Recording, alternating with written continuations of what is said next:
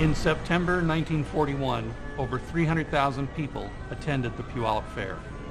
After Pearl Harbor was bombed, the federal government stepped in and took over the fairgrounds. On March 30th, 1942, the sounds of the fair changed because the Puyallup Fair was turned into the Puyallup Assembly Center, ironically nicknamed Camp Harmony.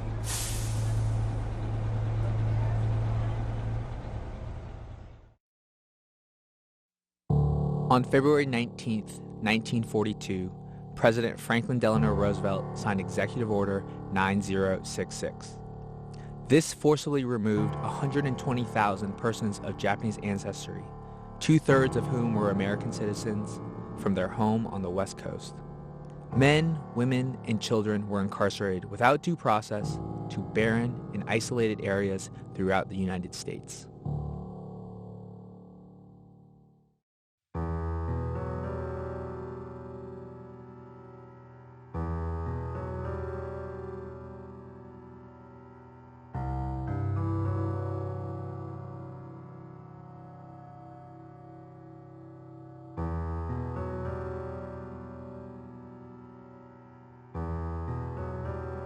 When the war broke out, I was 16, and when they put me in camp, I was 17. We had a farm in the Puyallup Valley, about a mile from here. I was our family was living in the Queen Anne district of Seattle, and I was in my first year of Queen Anne High School there. So very, very close to where the Space Needle is. I think there were about 5 families of Japanese there, and of them I didn't know any one of them. So all my friends were Caucasian friends. We also had a store, a small grocery store in the Queen Anne area, and both of them were leased. Well, we lived in basically a Japanese community, so most of your friends were all Japanese. So they all came with us to the Puyallup Center, Camp Harmony. Well, in Juneau, there were about 40 Japanese living in the town. There were 2 businesses, my father's City Cafe, and he employed itinerant Japanese workers that came through the town, and Mr. Fukuyama, who owned the Juneau Laundry. After Pearl Harbor, all the Issei men in Alaska, which would be about 100, were sent to the federal jail. They were separated from their families for about 2 years. My mother and other Issei women were subjected to these FBI interrogations, including my brother John, who was a avid amateur photographer for his high school. So he had many negatives and prints of ships coming in the channel, and so they really quizzed him a lot about that, thinking they were, used for spying. Families were given less than 2 weeks to pack and could only take what they could carry. Many had to quickly sell their homes, farms, or businesses for unfair prices. They were then told to report to the Puyallup Assembly Center. We knew that we would be taken to Seattle by a troop ship, so all the families in all of Alaska were told to report to certain locations to be picked up. So at that point, there was probably was 100, right? And these were mostly women and children. And mostly of these people lived in southeast Alaska. So what happened was a ship would come down the channel and pick people up at each port. And in Juneau, my sister said that the ship probably arrived around 4 or later at night, or later, and we actually left around 10. And the journey was about 3 days by ship. And then we arrived into Seattle, and from Seattle we were probably met by buses that took us to Puyallup. And I am told that we were one of the first people to arrive at Camp Harmony.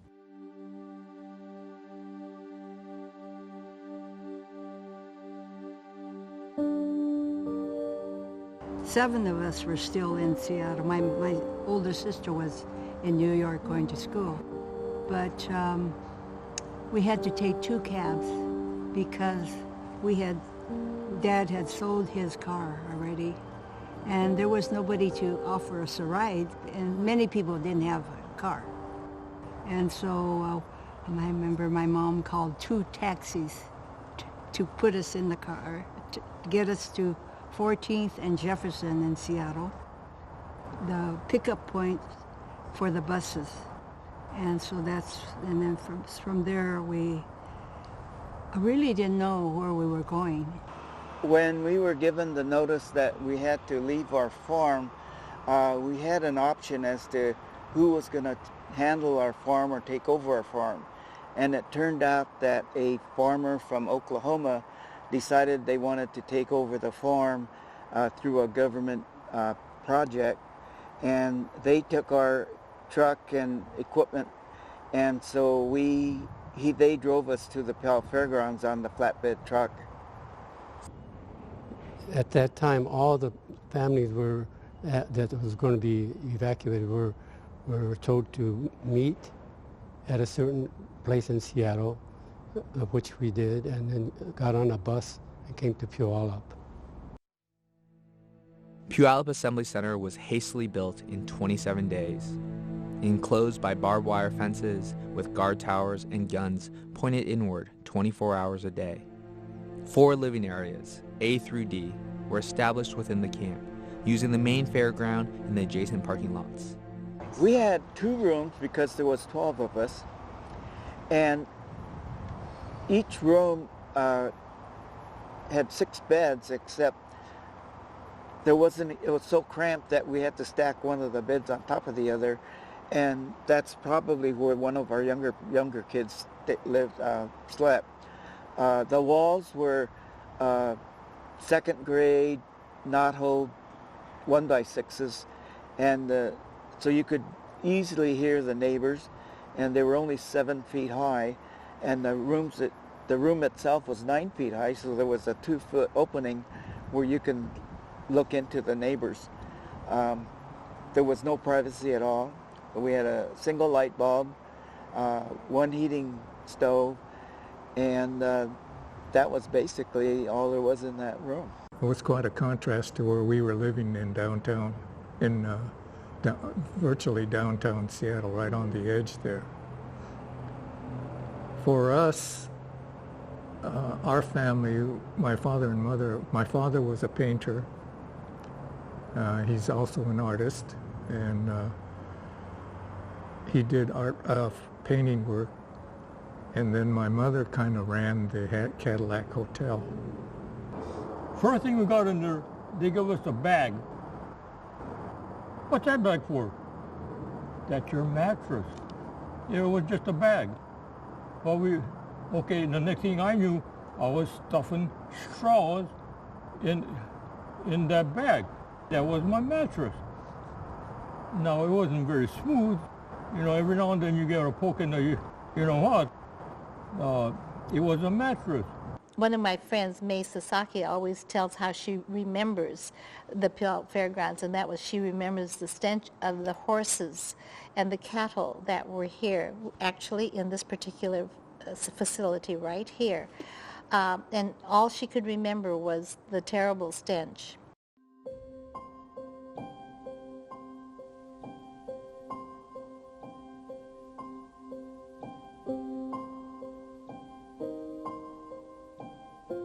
He got the measles, and at that time, measles was one of those diseases that could spread. So what they did was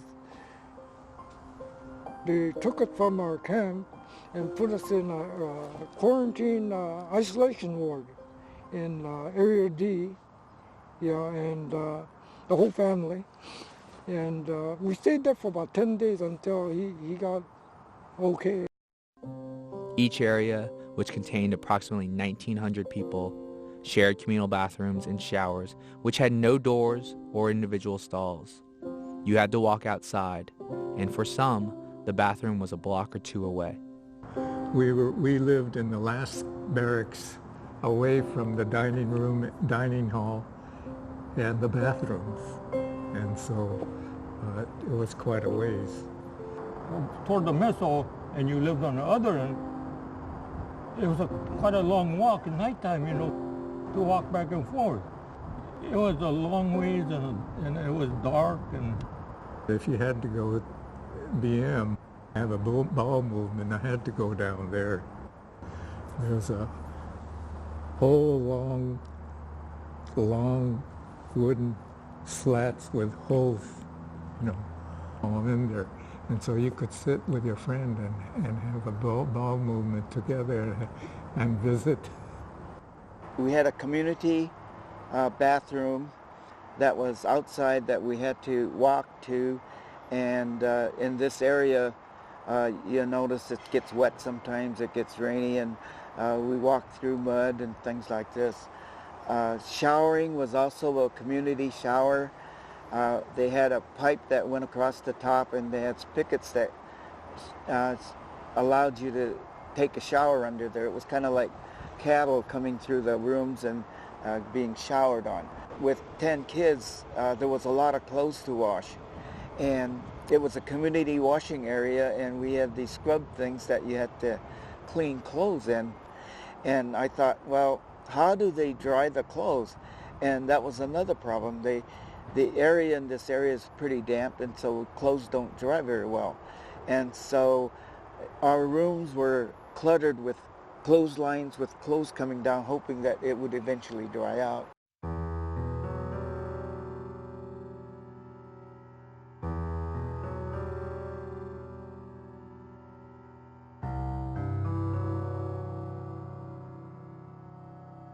The food was something that was not Japanese at first, and so we had a very difficult time getting adjusted to that. Breakfast was always powdered eggs, and which was tasteless and very bland. Our potatoes were powdered potatoes. Vegetables were all canned vegetables. When we first came in, I guess they hadn't gotten a ration of food for us or something, so we were having Vienna sausage, canned Vienna sausages for dinner, and a lot of people were not used to it, you know. But after having it for about 6 or 7 days in a row, people started having diarrhea. And one night everybody was sick, and they ran out. They had to run at least a block or more to get to the bathrooms. So people were, families with the little kids and all, and it must have sounded like a stampede because the guards that were on top of the grandstand, they had the searchlights on and the machine guns pointed in, and they thought we were rioting. And the diet at the mess halls were Army K rations. Some of the K rations were expired and really not fit for human consumption. The health department came in because there was such a bad case of dysentery, and it was due to the kinds of food that we were given to eat. And so they actually stopped feeding us the expired K rations. Life on the fairgrounds was hard, and most lost property, valuable items, and never recuperated all their financial losses. But the humiliation, accusations, and the loss of freedom are the things that left the deepest scars for the Issei and Nisei, first and second generations. My grandparents would all gather together so that they can commiserate this situation. How can they come here to America, which was going to be the land of plenty, the place where they could all start from scratch and build a life of freedom. I turned 16 1 month after we came here, or 3 weeks later, yeah. And I was a senior at Broadway High School. I was supposed to be graduating in June of 42, and that kind of broke my heart that we had to leave 1 month prior to commencement. The fact that I missed out on my graduation was something that was very important for my mother. And I remember she broke down and started crying before we came in. As a teenager, I wasn't that cognizant or respectful for my parents to feel the pain that they were going through. What they could not ever give back to the Japanese was first of the financial loss that occurred, but more importantly, the mental pain that the Japanese, those that were incarcerated, felt. As a teenager, you don't suffer or feel the hardship that the first generation or the older people. Like my sister had a business, so when you're taken away from something like that, you feel a lot more.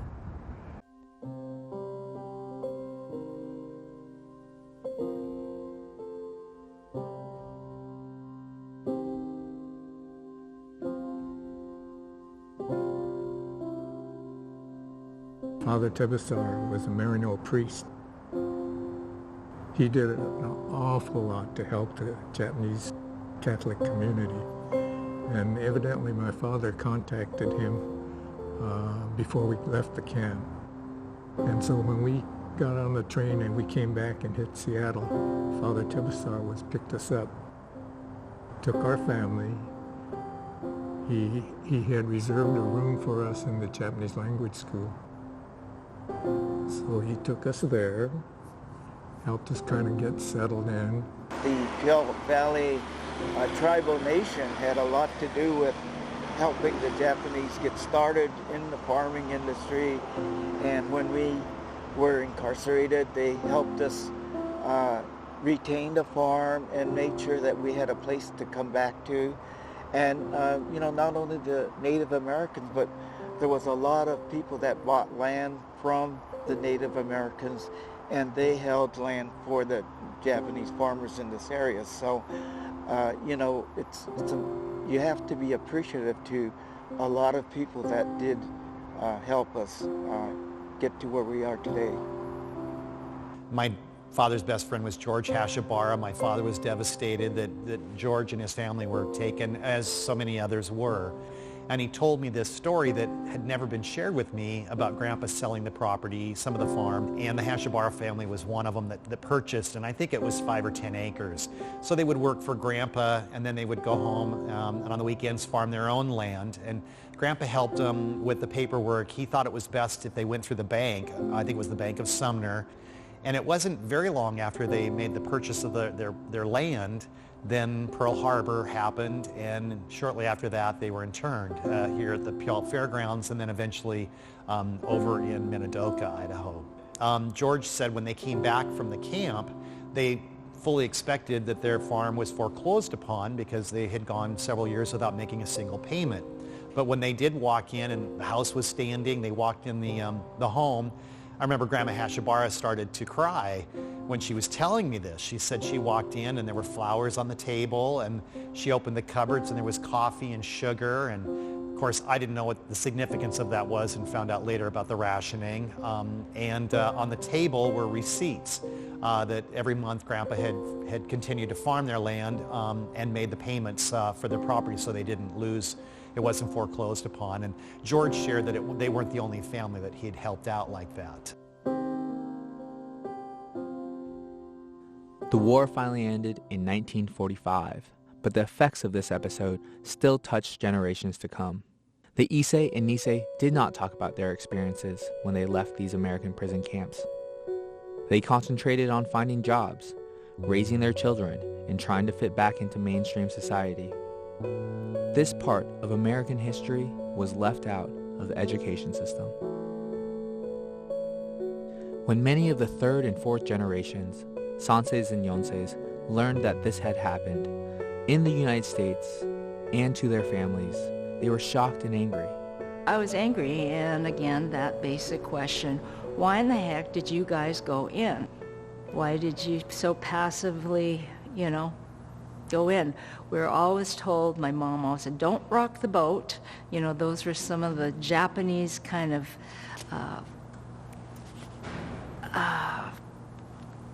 I guess, kind of lessons that my parents told us, don't rock the boat. And so he said, well, how come you didn't rock the boat? That you're talking about your family, your parents, etc. So I was angry.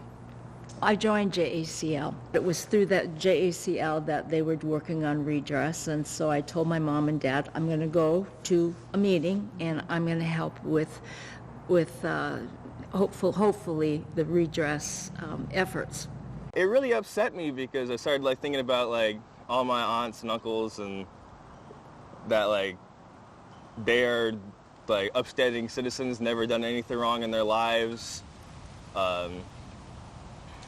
And they just suddenly got told because of basically their last name and where their ancestry was from, that means that they're possibly criminals. My classmates were really shocked because a lot of them didn't know about this. The school I went to, I was like the only kid who was, I guess, Japanese and who only knew about it. They were all finding it out for the first time. It's really saddening to think that the nation that I thought when I was younger was so proud and free really has a lot of dark secrets that they don't try to talk about. It's kind of disconcerting that they're trying to sweep it under the rug. It really shocked me, the racism, basically, of they look like the enemy, so they must be the enemy.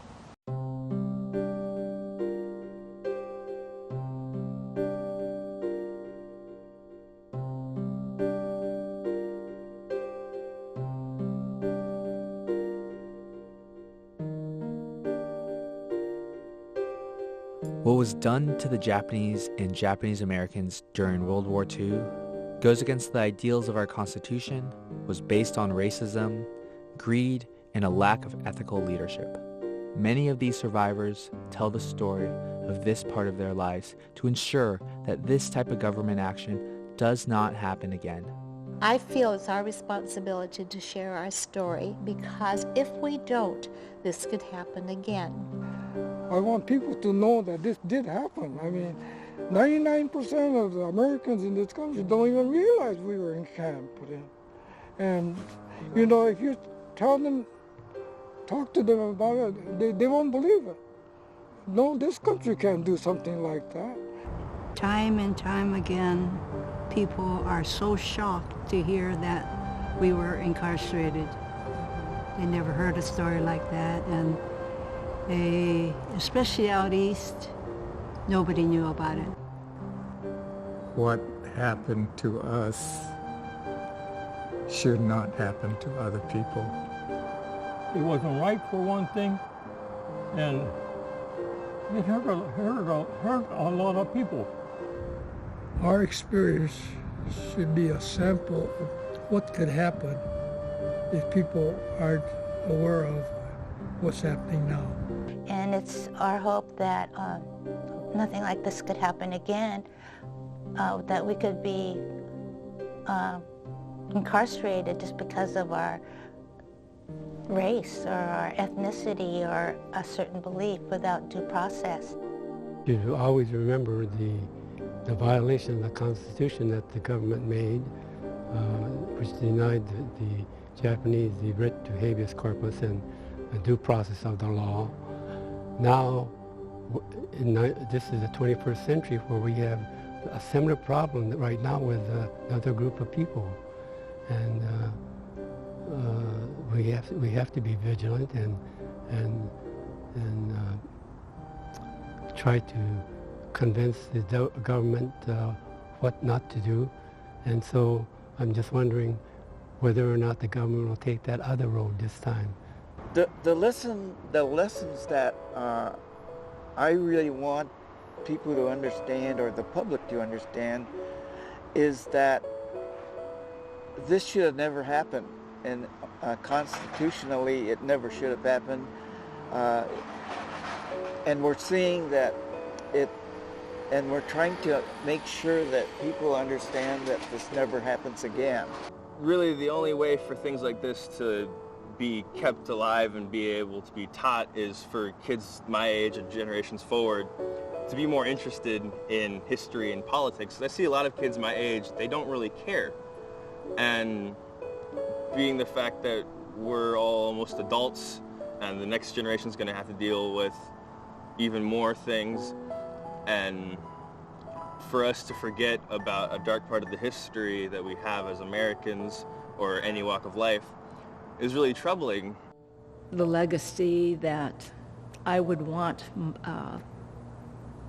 future generations to embrace would be that of social justice, that of sticking up for other ethnic groups who are being picked on by the government, because unfortunately history repeats itself, and so we want to make sure that that doesn't happen to others in the future. I guess that idea that never again, I know that's a slogan that's used with the Holocaust, but we've had our own Holocausts in this country, and I hope that the legacy is that we will learn from those dark chapters in history and be empowered to address those issues when they come up in small and big ways. I hope that's the legacy, just never again, and that we don't let things grow to that point, that we don't let those chapters in American history repeat themselves.